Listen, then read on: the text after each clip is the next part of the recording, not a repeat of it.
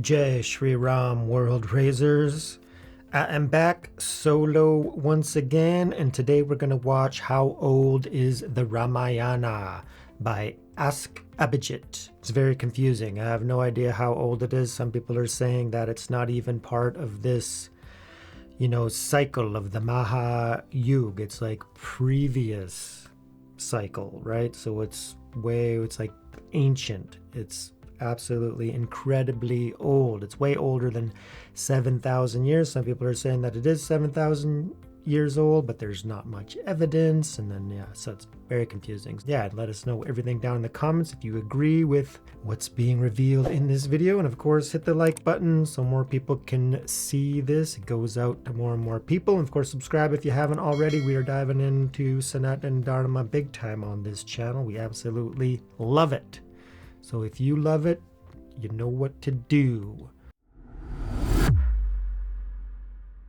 How old is the Ramayana? If Ramasetu is 7,000 years old, then why don't we find evidences that old in Ayodhya? Oh, there's no evidences there? The Ramayana has many, it's an immense piece of our history. There are so many episodes, such detailed things that happen that span the entire length and breadth of our subcontinent. So it's a massive, massive event. Huge. Across almost the entirety of our geography. And one of the epochal, pivotal events in the Mahābhārata, in the Ramayana, is the construction of an artificial land bridge between southern India and the island of Lanka. And this has been considered to be a myth for the entirety of the British occupation of India. Not a myth. Even after independence, our mentally colonized historians have kept on insisting that this is a myth.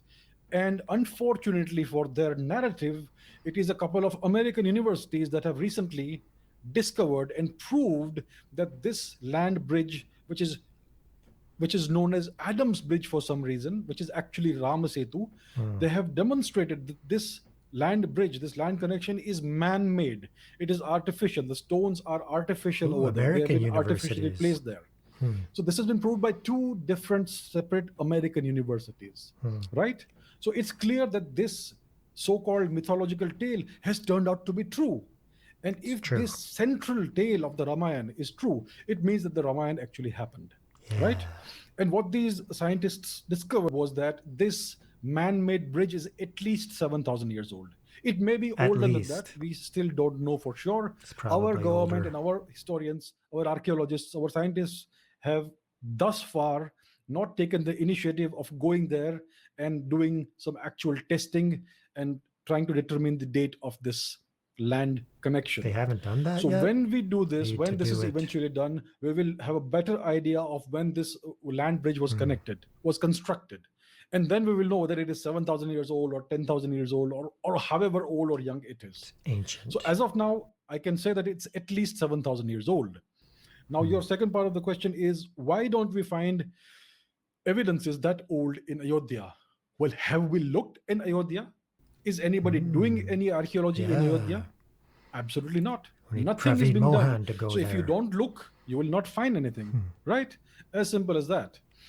India has never invested in archaeology. India seems to, the authorities and the establishment in India, which is mainly the bureaucracy that runs the ASI, the Archaeological Survey of India, these people seem to have absolutely no interest in discovering the truth about how old we were and the truth about the origins of our great ancient civilization.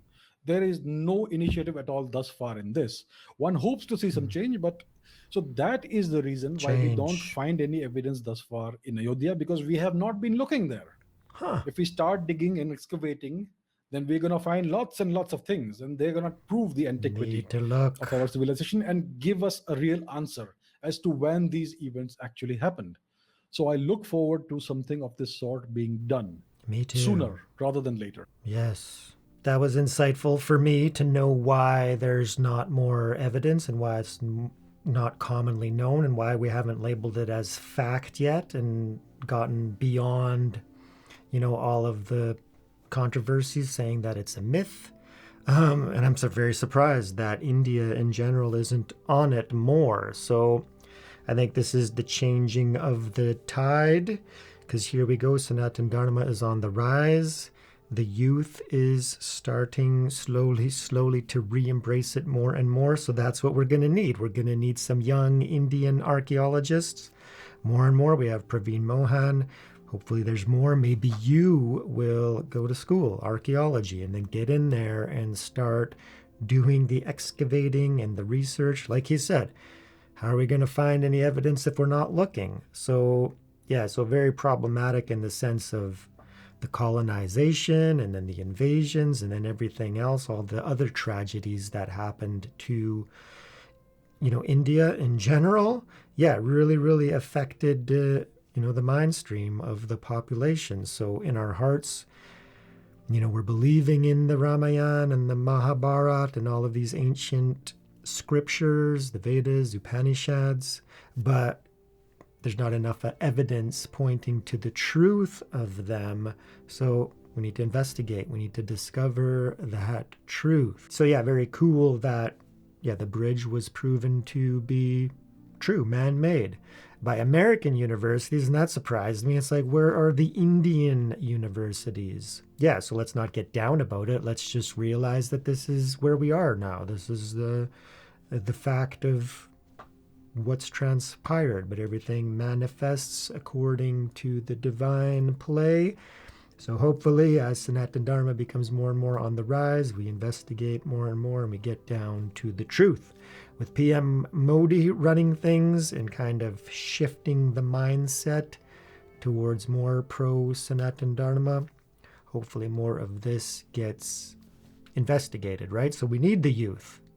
The youth, the younger generation within India, Sanatan Dharma. We need to investigate, get active, do your dharma, your duty, be inspired, meditate and focus on what is your purpose, in life, and how can you help promote Sanatan Dharma, and then something will happen. You'll get, a vision, some inspiration coming from your true nature, from the source. Use the power of bhakti and your devotion towards your chosen deity or many deities, and then truly be inspired. We can be inspired by Lord Ram, Lord Krishna, and then investigate for ourselves. This has to happen within India. So I'm really looking forward to that in the next few years. Let's see what happens. But as for how old it is, he's stating very clearly that it's at least 7,000 years old. Ancient, that's older than any other religion on this planet right now. So we got to understand that, and it's man-made. So this is proving something, right? We need to accept that and investigate further. So let me know if you guys agree. Is anybody getting into archaeology, going into university? What are you guys planning to do with your lifetime, right? The younger generation, the youth, you're going to school for something. What's it going to be? Are you going to help Sanatan Dharma rise up, re-embrace it, share it with others, investigate, get to the bottom of things, and then reveal it for the world? There's nothing more important, especially if the whole continent, right, the whole country of India, so Bharat, re-embraces Sanatan Dharma. That's elevating, that's uplifting for the whole world. Once we practice the teachings and realize that we're not just mere bodies, right? There's an Atman, there's a soul, there's a pure consciousness there. And we embrace that, and then we act from that, reality. It's a totally different way of being. And then once, 1 billion people in India start doing that, we've got to remember that human consciousness is one energy field. There's a field of human consciousness. So by raising our level of consciousness to be more in line with the ultimate truth, that helps everybody. And we know that Dharma, Sanatan Dharma, is, under attack. It's been happening constantly, right? So the invasions, the colonization, and on and on and on and on. It's a tragedy. It's a travesty. So we need to fight back. Not physically, but, spiritually. We need to be convicted in the truth. And then that will spread. So, of course, the military and the defenses that are required to protect Sanatan Dharma need to be upheld. But for the rest of us, regular people, we need to study. We need to practice. We need to take in the spiritual teachings. And we need to learn all we can, right? Because our time in this lifetime is very limited. We need to take advantage of it because all this truth is available. Just need to investigate, seek the truth, raise our level of consciousness, and raise the world. So if you're interested in that, make sure you're subscribed because we're diving right into Sanatan Dharma. We absolutely love it. Me and Sabina both, we're embracing it big time. We just know that it's the truth. Maybe in future videos, I'll explain why we believe in it so much. So stay tuned for that. Let me know what you guys think. Are you embracing Sanatan Dharma? Are you going to investigate? What are you guys going to do for school? What's going to be your area of study? How are you going to help Sanatan Dharma? So let us know as we seek to, of course, raise ourselves and raise the world. So thank you so much. Peace.